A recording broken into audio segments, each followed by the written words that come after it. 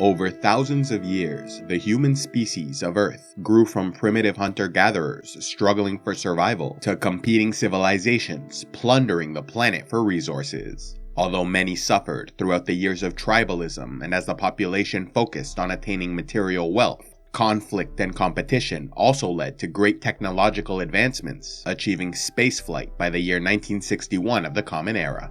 Yet the 20th and 21st centuries also saw war, poverty, famine, and disease, with even the wealthiest nations plagued with massive inequality between rich and poor.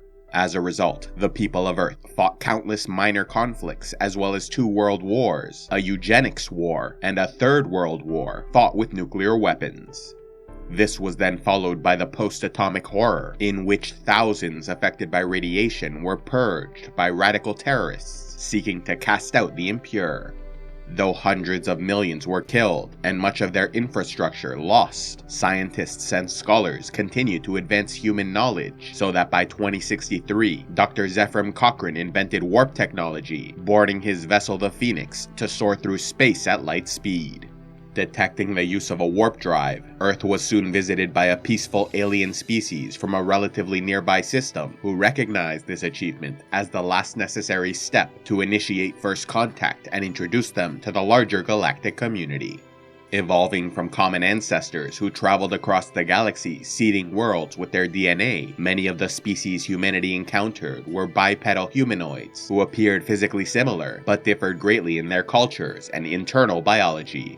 Once a violent and aggressive people, the Vulcan species achieved peace and stability through their powerful mental abilities, learning to suppress emotion and use logic to make decisions.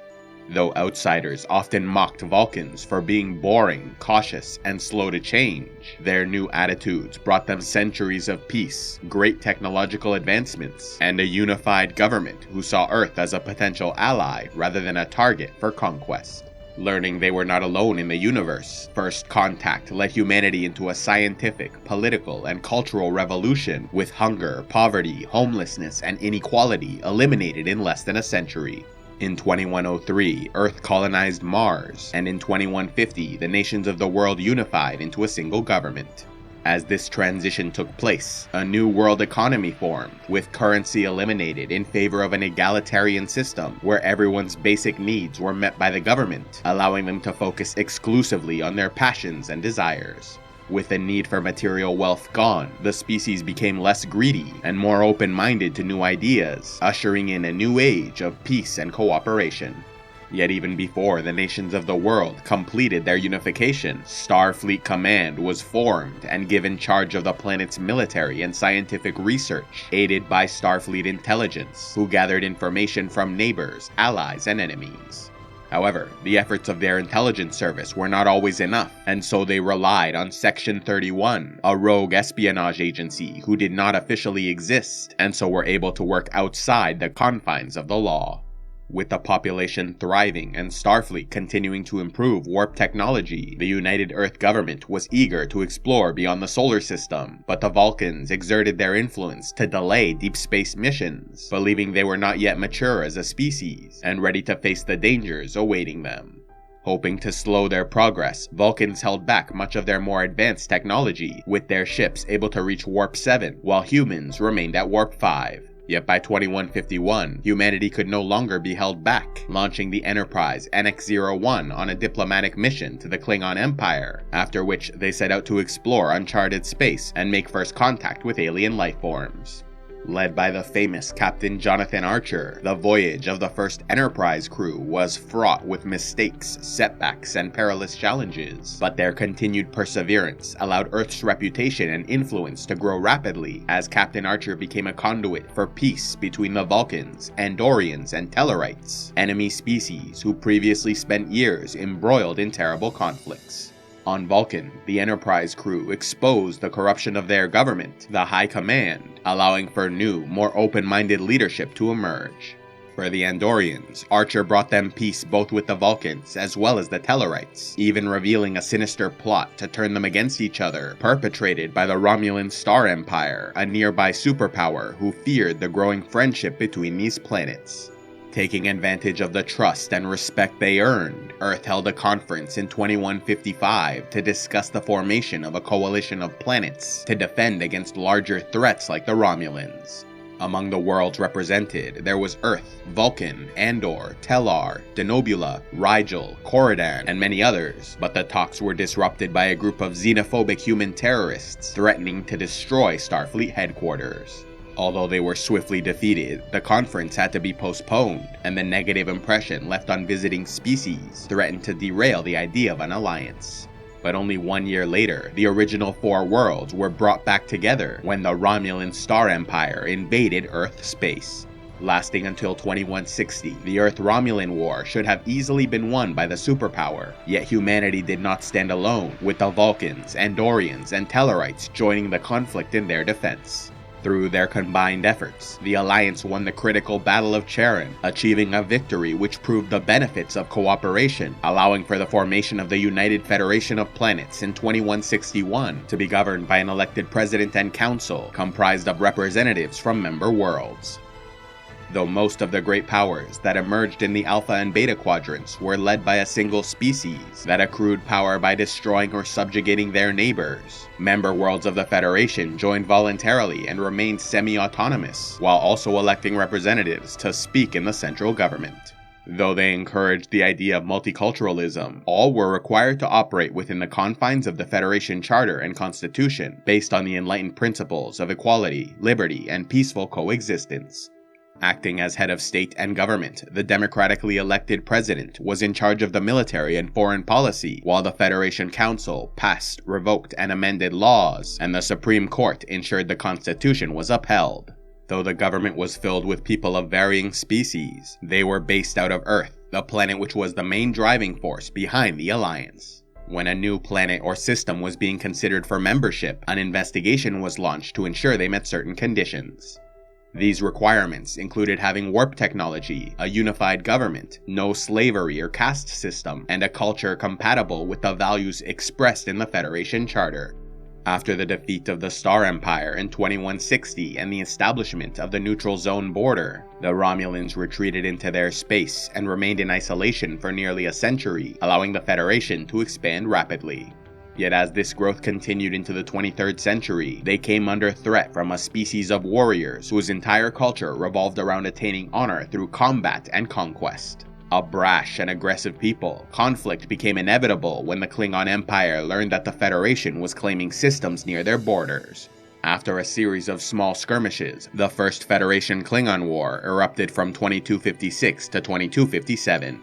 Although the great houses of the Klingon Empire were usually busy plotting against each other for power, they now united to face the threat of the Federation, achieving many brutal military victories. Yet just as the Klingons were poised to win the war, Starfleet launched a critical mission to detonate a bomb within a volcano on the Klingon homeworld of Konos, allowing an officer to force the enemy into making peace. Unfortunately, tensions remained high, and within a decade, the two powers were once again on the verge of war, with the Klingons demanding the Federation withdraw from a number of planets near their border. Despite wanting to fight, the war was averted by the interference of the Organians, powerful non-corporeal beings who negotiated the Treaty of Organia, establishing a border and neutral zone. Even so, Federation-Klingon relations remained poor over the years, and almost certainly would have led to another war, if not for the terrible tragedy of 2293, when overmining caused the Klingon moon of Praxis to explode. This catastrophe forced the Empire to divert significant resources to deal with the environmental aftermath, and so with their attention on other matters, the government agreed to participate in formal negotiations with the Federation, resulting in the Khitomer Accords, which at last established a long-term treaty between them, and served as the first major step towards what eventually became an alliance that brought decades of peace and stability to the Alpha and Beta quadrants. Having established peace with the Klingon Empire, the United Federation of Planets once again came into conflict with the Romulan Star Empire in 2311 at a cost of thousands of lives. The Tomed incident ultimately resulted in the Treaty of Algeron, which forbid the Federation from developing cloaking technology and led the Romulans back into isolation for another 50 years. In the meantime, Starfleet continued to send ships on deep space missions into the Alpha and Beta quadrants, expanding their influence thanks to a great number of explorers like James Tiberius Kirk, captain of the USS Enterprise, who led a famous 5-year journey which brought many new worlds into the Federation. By the mid-24th century, a new conflict emerged as they neared the borders of the Cardassian Union, an emerging superpower which grew their strength by colonizing worlds, stripping them of resources and enslaving the population. Ruled by a deceptive and paranoid government, the Union was convinced conflict was inevitable, and so launched a sneak attack against Setlik III in the mistaken belief the Federation was using the planet as a staging ground for invasion. This battle was then followed by decades of war, ending with the Armistice of 2367 and a formal treaty in 2370, marking a new demilitarized border. With the war ending in a stalemate, a number of concessions were made on both sides, leaving several Cardassian worlds under Federation control and Federation planets as part of the Union. Feeling abandoned by the terms of the treaty, many of these colonies rebelled, resorting to guerrilla and terrorist tactics to fight the Cardassians, using the harsh environment of the Badlands as cover for their ships. Demanding their independence, these freedom fighters became known as the Maquis and were officially condemned by the Federation, though some actually sympathized, even abandoning their careers to join the struggle. In addition to the Cardassians, the Federation found themselves in conflict with the Talarians, Tholians, Zenkethi, and entered a state of Cold War with the Romulans when they re-emerged from isolation in the 2360s. Yet their growing friendship with the Klingon Empire meant no known enemy could pose a serious threat. Throughout these years, when the Federation found themselves as one of the two most powerful superpowers in the region, Captain Jean-Luc Picard of the flagship USS Enterprise D emerged as one of their greatest leaders, earning fame as an explorer, ambassador, diplomat, warrior, and man of deep moral conviction who proudly championed their laws but wasn't afraid to violate them when absolutely necessary. Armed with knowledge, wisdom, experience, and a gifted crew, Picard soon found himself on the front lines of war with a new and entirely unexpected danger threatening to destroy everything they'd created. In 2365, Captain Picard and the Enterprise crew were visited by a member of the Q Continuum. Highly advanced beings able to manipulate matter, time, and space, Q transported them 7,000 light-years away in order to show them the Borg, a highly advanced and hostile cybernetic species based out of the Delta Quadrant, which sent one of their powerful cube-shaped ships towards Earth. Later they learned that the Borg were responsible for the disappearance of several Federation and Romulan colonies throughout the 2360s, with hostilities ultimately culminating in the Battle of Wolf 359, when an armada of 40 Starfleet ships led by Admiral J.P. Hansen engaged the enemy. Not only were the Borg more advanced, without fear, and working with machine-like efficiency, but the attack was led by Locutus of Borg, formerly known as Jean-Luc Picard, who was captured and assimilated into the collective. Providing the invaders with all the information available in Picard's mind, the Borg won a resounding victory, destroying 39 of 40 ships, while leaving thousands dead or assimilated. Emerging practically undamaged, the Borg cube continued on towards Earth, but was ultimately defeated when Locutus was recaptured by the crew of the Enterprise, who used him to communicate with the enemy, tricking their drones into believing they must regenerate immediately, creating a malfunction which destroyed the vessel. Despite being returned to his human state, Picard was forever traumatized by the experience, as was Starfleet and the Federation government, which dedicated themselves to learning as much as possible about this threat, making them far more prepared when yet another cube invaded 6 years later. Although they suffered heavy casualties in the Battle of Sector 001, they destroyed the cube as it neared Earth, only for a smaller, spherical ship to emerge and escape by opening a temporal vortex.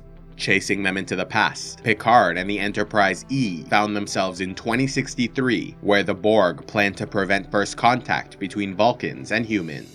Fortunately, the Enterprise crew destroyed the Borg sphere and played a part in ensuring first contact occurred before opening another temporal vortex to return to the 24th century. This temporal encounter with the Borg then had further ramifications, as some of the debris from the sphere landed on Earth and was discovered in 2153, causing several drones to activate and wreak havoc upon those they encountered.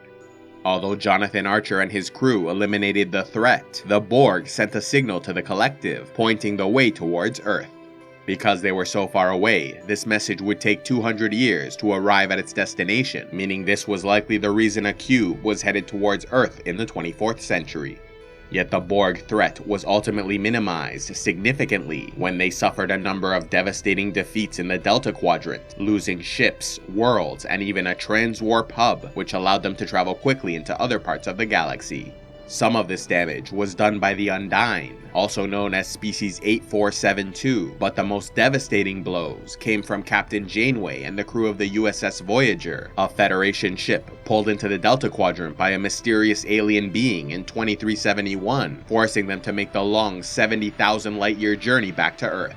Despite the difficulties they faced, Voyager survived and prospered, not only recording their findings for the Federation, but also making allies and discovering technologies which allowed them to defeat and escape from the Borg on a number of occasions.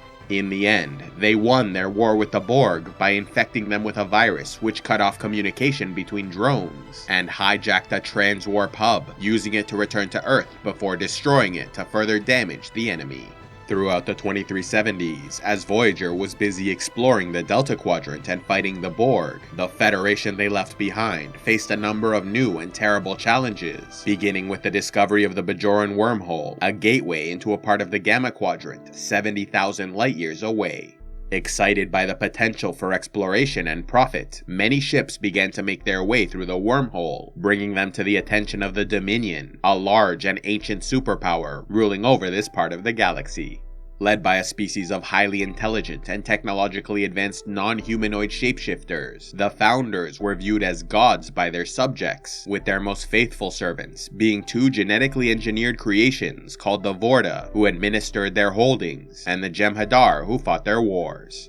Believing they were under threat from the humanoid species of the Alpha and Beta quadrants, the Dominion took preemptive action, sending spies and infiltrators through the wormhole to destabilize the enemy before invasion. As a result of their sabotage, the Dominion lured the espionage agencies of the Cardassians and Romulans into a trap, massacring them in the Battle of the Omarion Nebula while presenting themselves as the aggrieved victims of an unprovoked attack. The Dominion's Shadow Campaign also led the Klingon Empire into short but devastating wars against the Cardassians and Federation, temporarily destroying their powerful alliance. By 2373, the Dominion successfully accomplished many of their early goals, signing non-aggression treaties with the Tholians, Miradorn, Bajor, and the Romulan Star Empire, while weakening the Cardassians, Klingons, and Federation. Soon, open war erupted throughout the Alpha and Beta quadrants, seeing the Federation ally with the Klingons and Romulans, while the Cardassians and Breen sided with the Dominion. Leading the Federation war effort was Admiral William Ross, aided greatly by his adjutant, Benjamin Sisko, the commander of Deep Space Nine, who fought prominently on the front lines, in addition to providing crucial strategic and tactical advice. The war resulted in billions of casualties and saw attacks levied against Earth, Beta-Z, Cardassia Prime, and many other planets. But in the end, the Federation alliance was victorious, with all parties signing the Treaty of Bajor in 2375. Among the terms of this treaty, pre-war borders were reinstated, meaning the Dominion lost all new territories and had to withdraw back into the Gamma Quadrant. Although peace was restored, the balance of power in the region shifted, and the Federation soon found themselves as the most significant superpower in the region. Having been on the front lines for much of the fighting, the Klingon Empire was left severely weakened, while the Cardassian Union was utterly devastated, enduring most of the war's collateral destruction. Although the Romulan Star Empire remained a rival for a few more years, they suffered a number of tragedies in the final decades of the 24th century, leaving them a shell of their former selves. The first step towards their downfall came in 2379, when the former slave-turned-war hero Shinzon led a coup against the Romulan government, killing many to gain control of the Star Empire. Once in command, he launched a genocidal attack against the Federation, only to be stopped by the Enterprise E and Captain Picard at the battle in the Basin Rift.